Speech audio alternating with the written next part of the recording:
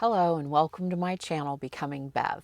In today's video, we're going to talk about the pros and cons of doing a YouTube channel about van life. Is it really worth it? What are the good things about it? And what are the not so good things? I became interested in doing a YouTube channel a little over a year ago when Kevin from the channel 30 and a Wake Up came and stayed at our campground, Fred Rock. He introduced me to the world of YouTube. I had no idea about anything YouTube except things like if I needed to learn how to string a weed eater, I knew I could go to YouTube and learn that. So Kevin introduced me to the world of YouTube and subscribers, and I had no idea that you could make money doing YouTube, like none of it. He did a van tour of my van, and that's his third most successful video that he's done on his channel right now. I got a lot of comments about, does Bev have a channel? If Bev had a channel, I'd follow her. And to be honest, I was kind of bored and I like learning new things. So I thought, let me start a YouTube channel. At first, I had no idea what I was doing. My first YouTube video, I didn't know how to do any editing. So I recorded it 3 times and just chose the one with the fewest mistakes in it. My goal with my YouTube channel was to improve 1 or 2% a month with the hope that eventually I would make videos that don't suck. I feel like doing a YouTube channel is a little bit like going to Vegas and gambling. So you make these videos and you put your heart into it, you put your time into it, and then you upload it onto YouTube with hopes that it'll get thousands of views. And sometimes it just doesn't land. It's like some of my favorite videos only get like 3,000 views. And then some that I don't expect to do well do really well. So it's like gambling in Vegas. You toss it out there and maybe you'll win and maybe you won't. So I record all of my videos using just my iPhone. And then for the audio, I have just a little Rhodes lavalier mic set up. And I have that one strapped right here. I had some issues at first getting the sound quality right. I had a mic that had a short in it and the sound quality would pop, but I think I figured out the microphone thing finally. I do my editing on my iPad using a program called LumaFusion. Now, there was a bit of a learning curve in the beginning, and my videos were taking about 30 minutes to an hour of editing time for every 1 minute of video that I uploaded. I've gotten more comfortable using the editing software now, so I'm a little bit quicker than that. So let's get into the pros and cons of doing a van life YouTube channel. I feel like that's one of the cons of doing the YouTube channel is it's very time consuming. Pretty much every video that I've uploaded represents 1 day of my life that I've dedicated to doing that video. Now the editing I feel like is a pro and a con because I love learning new things. So I loved getting to learn how to do editing, but I wish it didn't take so much time. So let's talk about the comment section. Now, 99.9% of my comments are very beautiful, very positive feedback, complimentary, and sometimes even moving. Like occasionally I get a comment that makes me pause for a moment and just really take it in. Sometimes those comments are part of what makes it feel like it's worth it doing the YouTube channel. Then sometimes it's the opposite. Like I know other YouTubers that have stopped doing their YouTube channel just because of the ugly comments that they were receiving. And I do get ugly comments and I handle them differently. At first I would kind of let them get to me, but I don't anymore. Sometimes I'll just delete the comment. Sometimes I'll leave it and just let you guys respond to it. Like one of the comments that I got was clearly she's a hoarder.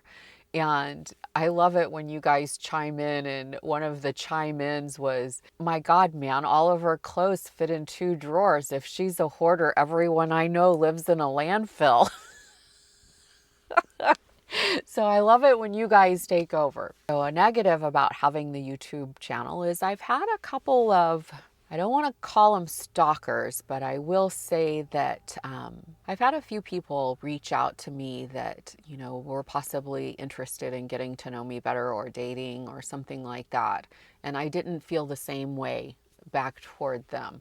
And sometimes that gets really awkward and uncomfortable, and they lash out at me and say some pretty ugly things. One of the things that I've learned in life, when someone lashes out like that and it's over the top and more than what the situation warranted, they're almost always triggered by something from their past, and it really has nothing to do with what's going on in the current moment. I actually did a little bit of research about what happens there. Like, the amygdala part of your brain gets triggered, and that's like your fight or flight part of your brain, and you can't even think straight. Like, the loving, kind, thoughtful processes in your brain don't work. Like, access is cut off to them, and it takes at least 15 minutes for you to calm down and be able to access part of your brain again. I heard it put like this recently, like this is the amygdala part of your brain that gets triggered, and then this is the rest of your brain. So when you get triggered, you flip a lid. And it takes about 15 minutes for your brain to like go back down so that you can actually think clearly again. So I think a couple of times people from my channel have flipped their lids, and they didn't wait for their brain to calm down before they sent me the next message. I had this one guy, he was messaging me like several times a day through email. And I asked him basically to please stop. And I ended up blocking him from the channel. But then he would just create a new email address and write me again.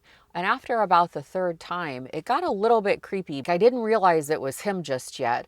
So I sent a little memoji back, and he wrote back and said, "That's so cute, but you part your hair on the other side." And I was like, holy shit, that's him again. So I blocked him again. That's been months ago. I haven't heard from him. We considered getting a security guard here at the campground. So let me know what you think about our security guard choice. So I'm at our campground, Fred Rock, in Fredericktown, Missouri. And I want to introduce you to our new campground security. This is Brooks. Should we keep him? So how much money do you make on a YouTube channel? My experience has been you make about $4 to $5 per 1,000 views. So if I have a video that only gets 5,000 views, I've made a whopping $25. But then sometimes you get lucky. Like the last van tour video that I did has about 120,000 views now. So I actually made a little money on that one. But my average monthly income on my YouTube channel with the views that I currently get is about $250 a month. I'm not exactly getting rich off of this, but it does give me a little gas money. I like having the channel because I feel like it's a really interesting way to document the journey. Before, when I was traveling, I would take photos and just post them on my Facebook just for friends and family. But the video adds a whole new element to it. Now photos, while I still love them, sometimes they seem a little boring compared to documenting the journey through video. So I love that part. Another thing I love about having my YouTube channel is I feel like I have a YouTube family now. Some of you have been watching my videos since the very beginning, and I feel like I have relationships with you now. I've had people come here to the campground that I never would have met without my channel. I met Dee from the channel Lady Bug Out, and Rose and Cherish and Bob and his dog Karma. I've stayed in some of your driveways while I've been out on the road. I stayed with Nilda in Florida, and I parked in Saint's front yard, and I stayed in Proby's driveway in Key West. I met Kristen in Florida. I wouldn't have got to do that without my YouTube channel. Also, I got connected in the vanner world. Like, I met Don and Becky and Monica and Howard, and I wouldn't have met Jara on the beach in South Texas if it weren't for my YouTube channel. So I love that part. I love how it helps connect me with people really from all around the world. Now, speaking of van events, I do have 2 events this year that I'm planning on attending. I'm planning on going to Spring Fever in Bevier, Missouri. The dates on that are May 19th through the 22nd.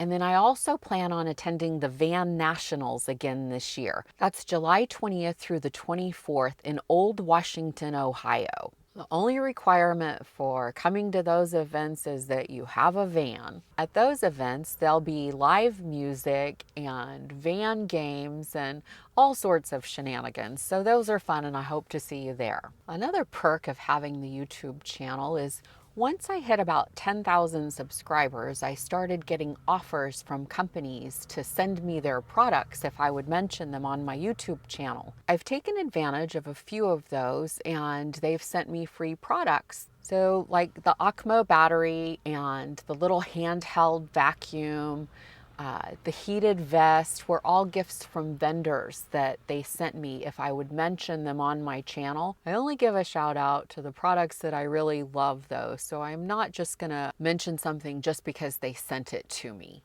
I have a few products in the garage that I'm not going to be mentioning on the YouTube channel because I wasn't that crazy about them. And having the YouTube channel, you never know who's watching your videos. I feel like because of the YouTube channel, I've had some opportunities, like I got to be on Access Hollywood and talk to Kit and Mario. It's very, very inspiring and very impressive that you're able to pull this off. Are you retired? Do you continue to have a job or? Yeah, well, I'm very proud of how I've set my life up. I owned a day spa for 26 years, and I have a manager in place that runs that. So I have a steady revenue stream from that. Look at you. And then right before COVID hit, I partnered with my daughter and we bought a campground in Missouri called Fred Rock. And she property manages the campground, so I still get to, be in the van and run around the country. Bev's out here delegating and having her money work for her. Get that money working for you. I wouldn't have got to do that without the YouTube channel. Another benefit of having the YouTube channel is when I'm stumped about something or I need advice about something to do with the van, and I'll ask a question and I'll say, if any of you know how to fix this or do this, please leave me a comment. And I come up with some really good solutions because of your comments. So I appreciate that. Y'all are a smart bunch. So in the end, would I do my YouTube videos or not? Well, obviously I would because I'm still doing them. So I hope this was helpful. If you're thinking about doing a channel, I think the benefits definitely outweigh the costs of doing the channel, but I mean, in the end, it's up to you. I hope you guys had a happy St. Patrick's Day. I was going a little bit stir crazy here at the campground and I said, Misty, let's go do something. Let's get out of here. So we did. We drove the van to St. Louis and we got to listen to some Irish music and actually be around people.